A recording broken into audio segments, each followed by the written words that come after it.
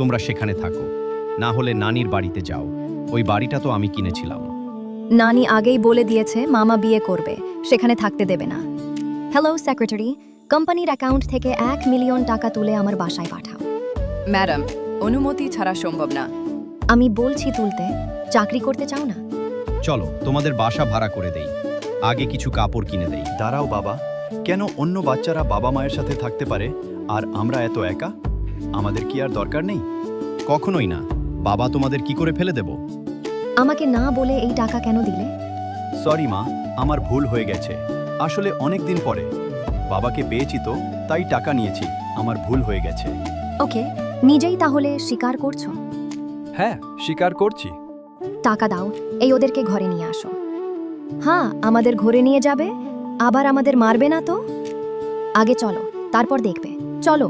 আর তুমি কি করে ভাবলে আমি ওদেরকে ফেলে দেব? শক্তি, তুমি ওদেরকে থাকতে দেবে? কেন দেব না? ওরা তো আমারও সন্তান, তাই না? আমরা আজ থেকে সবাই একসাথে থাকবো। মা, আর আপনারা সাবস্ক্রাইবটা করে দিন।